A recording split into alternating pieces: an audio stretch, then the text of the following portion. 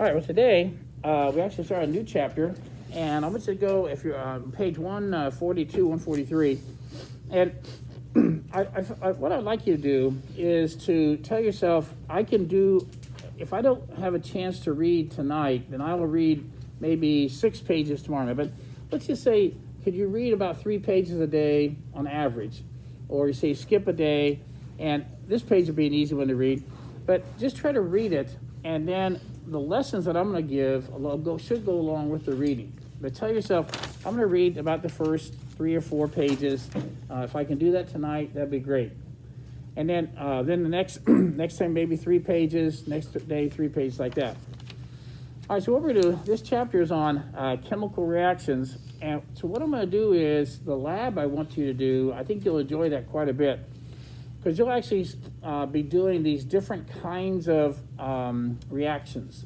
Some of these reactions have names. For example, there's a combustion reactions, and there's a single replacement and double replacement and synthesis. You'll be doing some of those labs, and you'll say, hey, I know what we're doing here. That table here, that was a synthesis reaction, and I understand what's going on, and I can write the balanced equation for that. So your job tonight would be to read maybe 3 pages. If you want to read 5, then you can maybe skip a night and then do that. So the chapter is not long. It's not very long. You got that? And I'm going to hand you a packet. Okay, so the packet that I give you goes along with the chapter.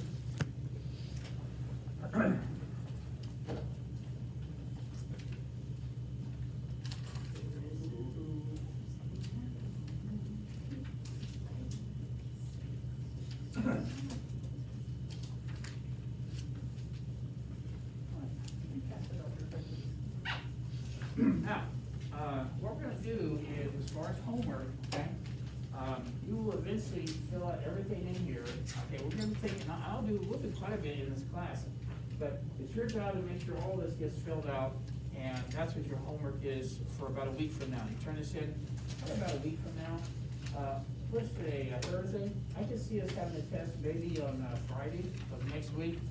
I think we can probably do it by then. Again, the chapter is not huge, not a really long chapter. And so I'm going to get you started. And I think what will happen is when you listen today, and you go home and read those 3 or 4 pages, you'll say, well, hey, that's what we talked about in class today.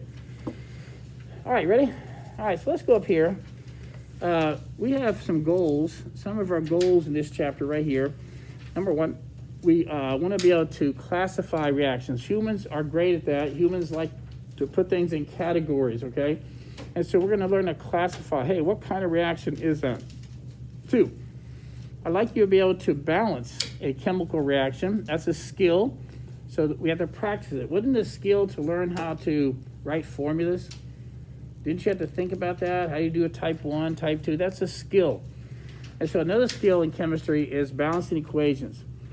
The next one, a skill, is what if I tell you the things that are going to react, and then I tell you it's going to be a single replacement reaction. Can you predict what's going to be on the other side of the arrow? And I'll talk about the arrow in a minute. And also, I'm going to ask you to think, why does this chemical reaction take place? And you know, for a long, long time, humans have wondered about this. For example, why is it that you put 2 chemicals together and nothing happens? Nothing. And then you put 2 other chemicals together and it reacts, like maybe violently. Why is it that I put copper in hydrochloric acid, nothing happens? But I put another metal called zinc, and that's one you're going to do. You'll put zinc in hydrochloric acid, and it starts reacting and making all kinds of gas bubbles. And we're going to test those gas bubbles to see what those things are made of. So why does that happen? And that's a hard story. Why? And that's what chemistry is all about. I think humans are curious about why do some things want to change and some things don't. Okay, is everybody ready? So let's start with some vocabulary words. At the first of the year, you learned up here. You learned that these things here were called chemical symbols. Now, what do they stand for? I'm going to try calling everybody today. Aurora, when we learn these, what does C stand for? What is it supposed to represent? It's called a chemical symbol, but what's it supposed to represent? An element. That's right. Everybody see that? Okay, so we did that. We've actually already done that before. Now, last chapter, let's go with, Layla. You wrote chemical formulas like H2O or NaCl. What does that represent? A compound. Does that make sense? Okay, so that's the name of that. But this is a new chapter. This new chapter says, I have a new thing. It's going to be called a chemical equation. All right. Sierra, what do you think a chemical equation represents?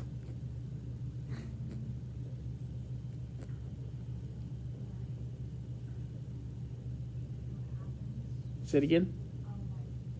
No, not a compound. That's a chemical formula. What about a chemical equation?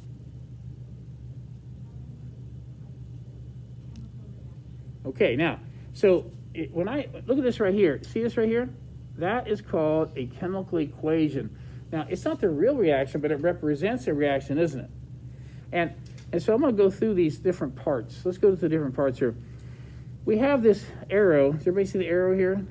We have things that are on the left side of the arrow, and these represent things that exist before in the reaction. These are the things that are going to react. Okay, so let's see if Madison, what do you call the things in a chemical reaction that are going to react? Okay, so there's another vocabulary word. So the reactants are on the left side of the arrow. Okay, now we're down here, Zach. What about over here on the right-hand side of the arrow, the things that get produced? Those are products. There we go. A lot of you catching on, right? And so whenever I use that word, I'll say, look at the products. The products are on the right side of the arrow. Look at the reactants. They're on the left side of the arrow. This is pretty easy. Now, the arrow itself, that's interesting. Daniel, have you had any last year or 8th grade, did anybody tell you anything about that arrow? Okay. What do you think it might mean? It might mean what it became after they combined. Right? As a matter of fact, these are what they look like before they react, and this is what they look like after they've already reacted, isn't it? So in a way, the arrow is like before and after. Some teachers will say the arrow means yields. Has anybody ever had a teacher said yields? The arrow means yields. But most students don't know what that means. Yields means produces, forms, makes. See that? Turns into. And so that's what that arrow stands for there. Now, there's another thing I want to show you is right here. This chapter will probably do a little bit of this. We have these additional little symbols, S. Take a look at this. This says zinc and has an S after it. Now, what that means is, what do you think it's going to look like? When I give you zinc S, what's that going to look like? I haven't called on you yet, so you have any idea what it's going to look like? Zinc S. What's the S stand for? Okay, so what we're saying is, I'm going to take, and this is actually the experiment you'll be doing, you're going to take solid zinc, and it's going to look like the metal zinc, and it's going to be in solid form, and you're going to put it into this, all right? Let's go back over here. Aurora, what does AQ mean? It says HCl AQ. What's AQ mean?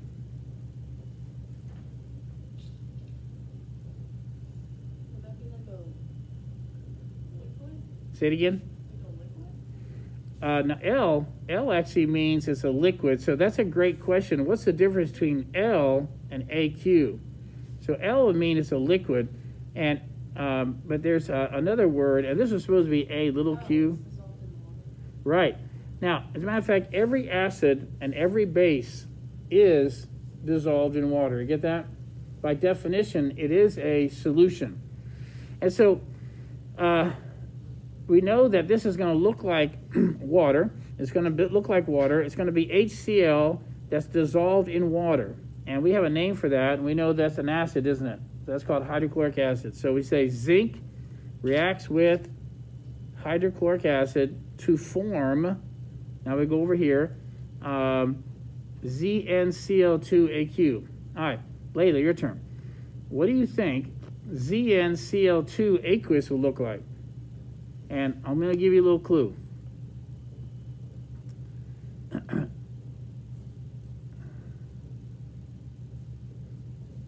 What do you think NaClS would look like?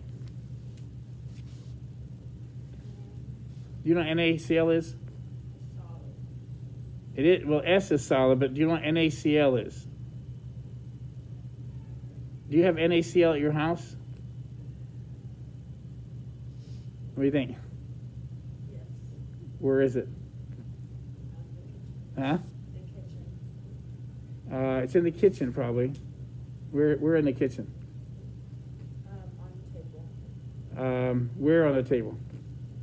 The dining room table. Okay. Okay. This right here is probably the most famous chemical besides H2O. If you ask anybody on the street, maybe. Does everybody know this is table salt? The stuff you put comes out of your salt shaker, that's NaCl, isn't it? Now, what would NaClS look like? What do you think, Layla?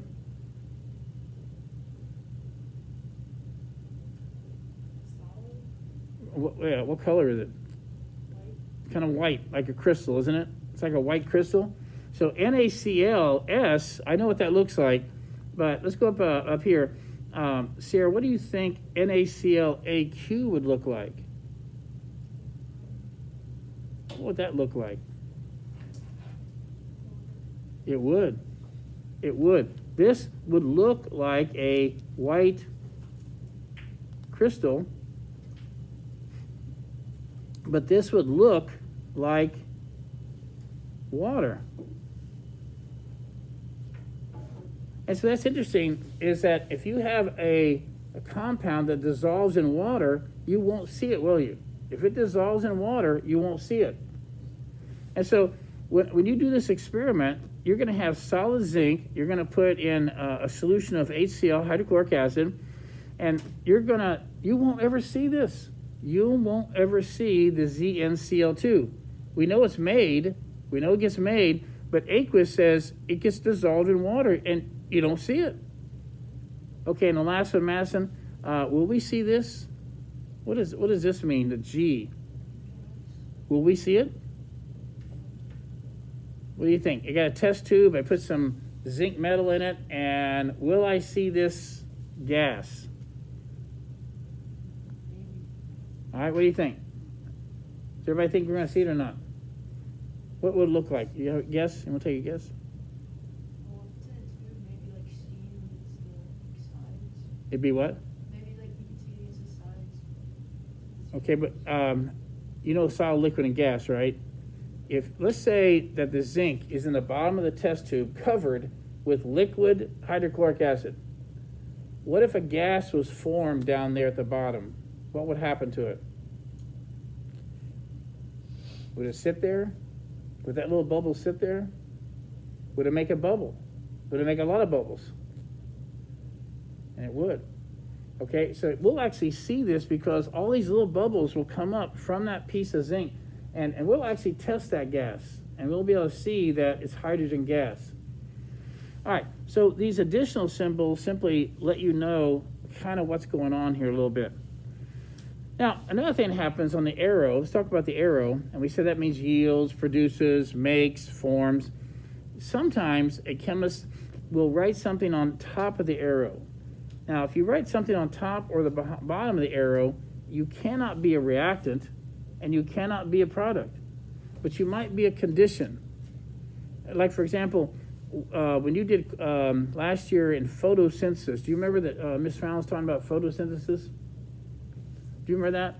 And you had CO2 and H2O, and all of a sudden it turns into this food, C6, H12O6, and it also produces oxygen gas. Do you remember something like that?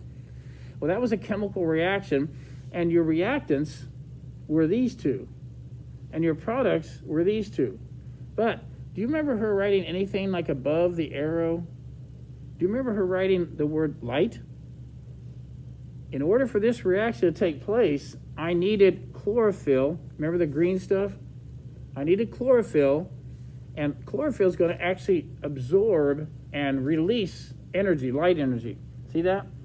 So I need light, I need chlorophyll, and she might even say something about enzymes. You guys remember enzymes or chemicals that help things, reactions take place? And so what's interesting is the light is not a reactant and it's not a product. It's actually a condition you need for this reaction to take place.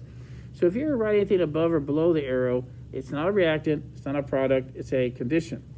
Every once in a while, for example, I'll show you one later. If you take water and you run electricity through it, if you do, and I'll show this to you, if you run electricity through water, you can actually have it produce hydrogen gas and oxygen gas. See that? And so, but I need electricity for it to happen. Okay, now, this is going to be the hardest part today. The hardest part is, I want to show you something. Look at my reaction here. Look up here, and I'm going to try to draw that reaction. So if I were going to draw that reaction, it would say, and let's say I just use like Lego pieces or something like that. It says one piece of zinc, and let's pretend, and it says here 1 HCl. So I'm going to draw this to say one piece of zinc plus a compound called HCl, and I'm just making little symbols. Everybody see that? So if this was a Lego piece and that was zinc, and this was HCl, the equation says it should turn into zinc chloride, which looks like this, plus H2 gas. Now, does that seem right to you? Like if you had a Lego set and I gave you one of those and one of these and one of those, could you take those apart and rearrange them to make that? Now this, what do you think? Look at the drawing. Could you take one of those, and one of those, rearrange them and make that right there? I'm looking at your faces because that's not that hard of a question. Pretend like I gave you one of those shapes, one of those, and one of those, and I'll say, can you make that? This is important. This is something I need you to think about, okay? Everybody in this room should say, there's no way you can do that. There's no way to do that because you started with only 1 star and you're telling me I have to come up with 2 stars. How did you have another chlorine come out of nowhere? It came from nowhere. And look right here. You're telling me you end up with 2 H's and I only gave you 1. This cannot happen. And so what happens is, what's wrong with this equation? What's right with this equation is I do have the right reactants, I do have the right products, but it's not balanced. Now that word balance, that's what we're going to spend a lot of time on this chapter. We're going to learn how to balance equations. Now balanced equations has nothing to do with keeping your balance. It has to do with the bank. Have you ever heard the word balance used with money? Many people, they'll get a statement at the end of the month. And for example, think about this. Let's say I put $1,000 in my checking account. And at the end of the month, they told me that I wrote checks for $800. And they showed me the checks I wrote. All right. And then they said I had no money left in my account. You would get angry. When you get older and you have to work for your money, you'd be angry. If you know you put $1,000 in there, and you're at $800 worth of checks, and they told you had no more money in that account, they just stole $200 from you. And that makes you angry, because you know how long you had to work to get $200. And so guess what? They were out of balance. Banks have to be in balance. If not, they get in trouble with the federal government. You get that? And so in balance means I put 1,000 in there, you better tell me where 1,000 is. Now look back chemistry. I put one of these in here, you better tell me where it went. Right there. I put one of those in there, and you're telling me I have 2? You can't do that. You're out of balance, aren't you? So what I'm going to do is, I'm going to show you how to do this. Once you write all the formulas correct, I'm going to teach you how to balance it. Now watch this. Do you see this little number here? Okay, if there were 2 of these here, I would like to have 2 over here. So what I'm going to do is make another one of these. See that? Now, instead of having 1 of those, I have 2. Look at this little 2 here. That's called a coefficient. What do they call this in math? If you say 3x to the second, this is called the exponent. What is this called in math? What do you call the big number in front of the x? Everybody should know that. There's no way you're this far in math and not know that number. What do you call the big number in front of the x, or starts with a C? Coefficient. Isn't that right? So when you balance an equation, you're going to be adding coefficients. All right? Now, so what's going to happen is I see 1 of those. No, I see 2 of those. So when I put a 2 here, it means you have 2 of what comes after it. I have 2 HCl's. There's an HCl. Here's another one. That's 2 HCl's, isn't it? Now, can I take these pieces of Lego? Can I rearrange them and make that? Will that work? Let's see, I had 1 of those, and I end up with 1 of those. I started with 2 of those. I end up with 2 of those. I started with 2 of those. This balance, see that? This is called a balanced chemical equation, and that's a skill that I'll show you some little tricks on how to do it. So the original equation does not make sense unless you balance it, and now it makes sense. Now, I want to tell you on the test, and again, I don't want you to learn things just because of a test, but you could do really, really well on this test. And I'm going to even tell you what the first part of the test looks like. I have about 10 questions, and the first 10 questions are all vocabulary words. And if I could ask you right now, what are some vocabulary words that could be on there? You could march right down here, couldn't you? You say chemical symbol, but I had that at the beginning of the year, so I didn't forget that. Chemical formulas, I just had a chapter on that, and I won't forget that. Here's a new thing, chemical equation. I'll bet that might be in there. And what about reactants? Yeah. Products, yeah. How about AQ? You think I might ask AQ? I might ask that. S, yeah, I might ask that. And then, what about these numbers? What do you call these numbers here again? What do you call these numbers that I put in front of chemicals to balance it? What's it called again?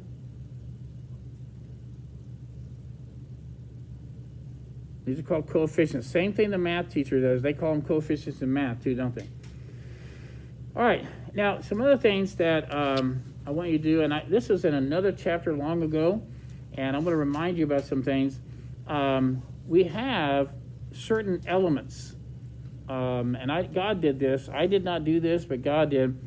And if I had a balloon, I said there was hydrogen gas in there. Well, number one, I have to be careful of that because if it was near a fire, it would explode. Hydrogen is very explosive, okay? So I have to be careful if I had a balloon full of hydrogen. But what would be in that balloon?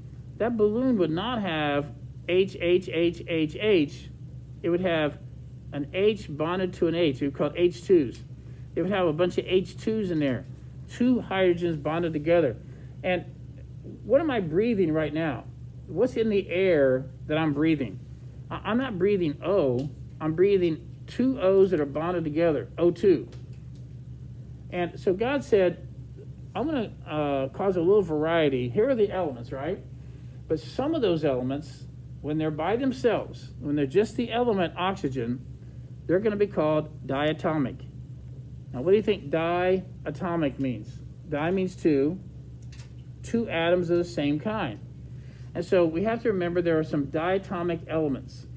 Now, here they are, and I'll show you how to do this. It's really simple to remember them. Look on the periodic table. What elements do you know of that end in the word, the suffix called gen? Which elements up there are blah, blah, blah, gen? Help me out. Give me a gen element. Let's go around the room again. I'm sorry, Madison. All right, Zach, give me a gen element. Which one? Nitrogen. And I just did hydrogen. And I did oxygen, right? Those are the gens. So these are, when they're by themselves, they are diatomic elements. Now, look right here. Be careful what I just said. There's 12 hydrogens. I never said, this isn't hydrogen. That's glucose, isn't it? If you had just hydrogen, it has to be H2. You can have as many hydrogens as you want in a compound. You can have as many oxygens as you want. But if it's just oxygen, it's O2. And the other group of elements, that are diatomic are in the same column. Look at the halogens. Does everybody know where the halogens are? Chlorine. Chlorine's diatomic. Fluorine's diatomic. Bromine's diatomic. Iodine's diatomic. Everybody get that? So if we remember some of that, you might have asked yourself this. What's that all about? If hydrogen was made, how come they just didn't write H? Why did they write H2? Because the element hydrogen by itself is a diatomic element. So there's some little tricks. If we learn some of these little tricks, we'll be able to do all this stuff here, okay?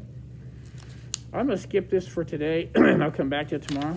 Let's turn this over now. Again, we're doing some hard work today, and that's good because, and when you go and start reading tonight, you start reading this chapter a little bit tonight, you'll say, well, yeah, that's kind of what we were doing in class. All right, now, what I'm going to do is, humans love to put things into categories, and so what I'm going to do is, I'm going to have you classify reactions, and there are 5 types that I want you to know about, okay? So I kind of, instead of using real chemicals, I just use letters like A and B and C. You get that? So take a look right here. Let's go back up to Daniel. Daniel, this first one's called synthesis, a synthesis reaction. And it says you start with one item and you add another item and they together, so you had this and this, but they combine to make one thing. Does that make sense? Okay, so here I could have something like, what if I had something like this? Na plus Cl. What if I had sodium, let's say solid. Let's say I had some solid sodium and chlorine is a gas. Danny, what do you think here? If I said this is going to form a compound with this in a synthesis reaction, what do you think might be formed?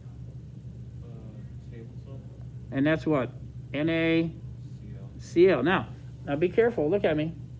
I know what you want to do, and every time I teach this to any first-year chemistry student, they want to put Cl2 here because they saw Cl2 here. What did you just have a chapter on? Sodium is +1 and chlorine's -1, isn't it? How does sodium form a compound with chlorine?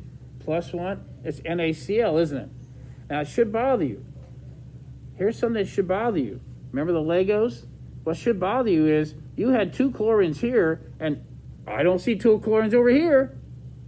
How do we fix that? I can't make NaCl, NaCl2. That'd be breaking the rules I learned from last chapter, wouldn't it? All right, so what do you think? All right, Kyle, your turn. How do I fix? This is something wrong with this equation. It's out of balance. I did have 1 sodium. I ended with 1 sodium. But I started with 2 chlorines. I only have 1. What am I going to do about it? And I'll show you a little trick. The only way you can balance an equation is by coefficients.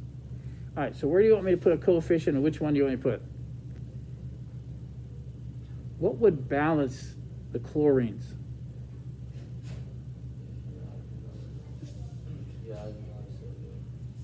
Okay, now right now I already have 1 sodium and 1 sodium. They're actually balanced. But what's not balanced is I have 2 chlorines here and only 1 here.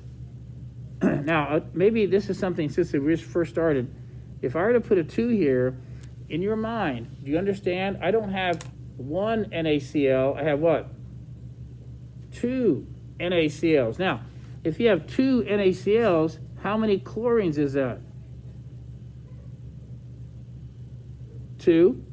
And I have 2 chlorines. But by putting a coefficient of 2 there, how many sodiums do I have now?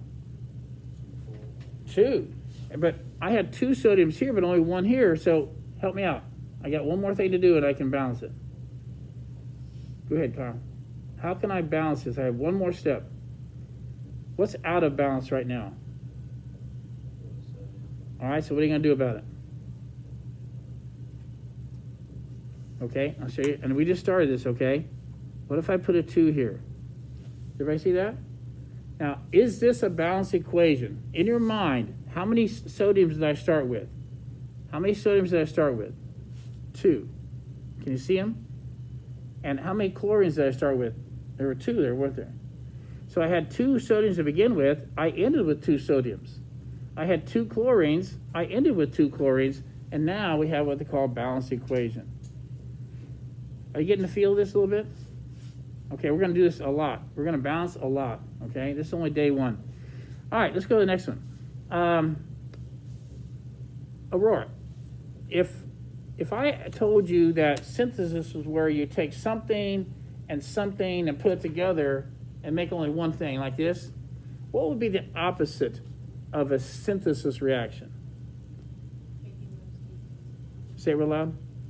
taking those two things apart. Yes, and they have a name for that.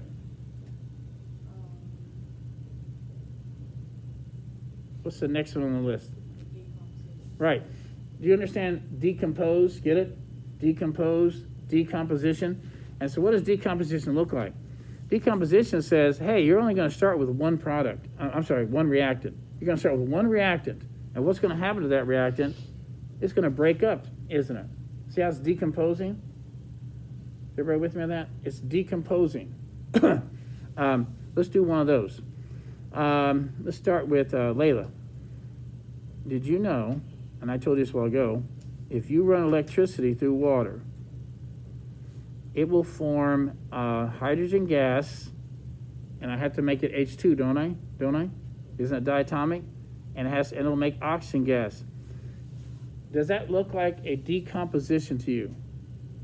Does it look like water is being decomposed? It is. And here's the hint. You know how you always notice a decomposition? You only have one reactant. You only have one reactant, it's going to break up into 2 or more things. All right, Leela, I need your help. If you're a bank accountant, and this is like money, do you think this is a balanced equation? Think about your customer who put this into the bank, and this is what you said they had. Is this balanced with you? What's out of balance? Oxygen. Very good. See, we had 2 hydrogens and 2 hydrogens. They were in balance. But I had 1 oxygen, and you're telling me you had 2, so how do I fix that? And the only way to balance an equation is with coefficients. Say it. One about 2 In front of what? H2O. Yes. Okay, now, has everybody got that? Now watch. If you put a 2 in front of H2O, do you know how many oxygens that would be? 2 times 1 is 2. 2 oxygens, and how about here? 2 oxygens on the right side of the arrow, isn't it? But something happened here, Layla. How many hydrogens is that? 4. Isn't that 4 hydrogens? How are you going to fix that? Take away. They can't take away anything. I have 4 hydrogens here, but only 2 here. I got one more thing I have to do. Put 2 In front of what? the H2. Yeah, in front of what? The H2. H2, right. Now think about that. How many hydrogens do I have on the left side of the arrow? 2 times 2 is 4. How many did you end up with? 4. They're in balance. How many oxygens do you have? 2 times 1. They never write the subscript 1, do they? 2 times 1. There's 2 oxygens on the left side of the arrow, and we have 2 on the right. And there it is. That's called a balanced chemical equation. You know what's interesting about this? Yes? Why wouldn't you multiply the oxygen on the right by 2? Say it one more time. Why wouldn't you multiply the oxygen on the right by 2? Okay, because when you don't see a coefficient, it's 1. Like you're in math class, if somebody says x, what's the coefficient for x? Even though they never write it, it's always 1, isn't it? So there's really 1 here, right? There's 1 O2. I'll draw it for you. O. Oh, there's an O2. Now, how many oxygens are in an O2? 2. How many oxygens did you start with? But I have 2 waters. I'm going to draw water. Here's a water. And you said you had 2 waters. Okay, let's draw 2 waters. If you had 2 waters, how many oxygens would you have? 2, wouldn't it? And how many hydrogens would you have? Whoa, 4. Now, instead of you having to draw this out, I'm showing that if you say 2 times 2, that's 4. 2 times 1, there's 2 oxygens. If you want to draw it out, you'll see that there are 2 oxygens, aren't you? Okay, remember, we're just starting this. You don't have to catch on to everything. All right, let's do the next one. The next one, I'll tell you what. Let's stop for a minute. I want you to go down here, and I know you've never seen these before. Are there any of these down here that look like a synthesis reaction? Go down here and see if there are any of those that look like they're synthesis to you.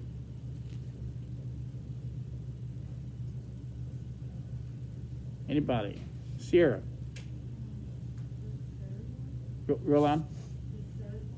Right. Take a look at number 3. Look, A plus B yields AB. That's very good. Okay, now, so on the first day of this chapter, you've already been able to say, I can classify that as synthesis. Are there any more synthesis? Raise your hand if you think you saw it at Madison. One more? 6. Take a look. Here's A plus B yields AB. I like that. Are there any more synthesis reactions here? All right. Now, it just so happens, unfortunately, I don't have any decompositions on this side, so I'm going to flip it over. And I'm going to ask, do you see any synthesis or decomposition on this side? I had 2 people answer so far. Let's get some other people answering. Which one, Aurora? Is number 1 And what would you call that? synthesis? Yes. All right. Zach. Number what? Right. And you know what? There's only one reactant, isn't there? That's a clue that was decomposition. All right. Anybody else? Somebody hadn't answered one yet. Yes, Daniel. Will number 4 be synthesis? It would. A plus B yield AB. All right. Anybody else? Yes. 6 percent. Real loud. Would 6 percent? Yes. A plus B yields AB. That's synthesis. Anybody else? 9, you only had one reactant and it broke into pieces, right? That would be decomposition. Now, even though 7 does not really fit the AB yields A and B, because this thing breaks down into, do you see this thing as decomposing? Do you see this great big thing breaking into this and this and this and this? It's actually also a decomposition reaction. All right, what do you think? Not too bad so far? All right, let's go back and I'm running out of time here. Let's do one more. Single replacement looks like this. A, like an element by itself, is going to react with a compound, CBC, and look what happens here. This guy here is like a metal. See this metal? And how do I know it's a metal? Because look what A does. It says key to B. Get out of here, B. I'm kicking you out. See, B got kicked out. And A took its place, didn't it? So the metal kicked out a metal and formed a new compound called AC and kicked out B. All right, this will be the last one we're going to do. Can you find a single replacement reaction? See if you can see where an element kicked out another element, probably a metal kicking out a metal right now. You found it already? All right, what do you think, Sierra? Let's take a look. Look at it here.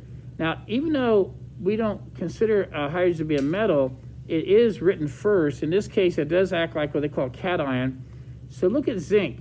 Zinc's going to kick out the hydrogen, and zinc says, I'm going to form a compound with chlorine. Now, I know it bothers you. Look at me. I know it bothers you that, why did they write ZnCl2? Why didn't they write ZnCl? I've never said that it was cut and paste. I said zinc kicks hydrogen out, and why did I write H2? Look at me. Why did I write H2? When hydrogen's by itself, it's what? What's that fancy word? Diatomic. And then why didn't I write ZnCl? Well, because we spent a whole chapter figuring out if zinc is plus 2 and chlorine's minus 1, how many chlorines do you need to make zinc chloride? You need 2, don't you? Now, you know what bothers you? Something that bothers you because you had 2 chlorines here and 1 here. Then we'll be able to fix that. We can fix that right now, can't we? I got 2 chlorines here and only 1 here. See? I fixed that. Well, wait, that gives you 2 hydrogens. I got 2 hydrogens. And what about zinc? 1 zinc, 1. Hey, not only did I classify it as single replacement, we balanced it. So tomorrow, what we're going to do is do some more of this. And I'm going to teach you little tricks about how to balance equations, all right? You did a great job today.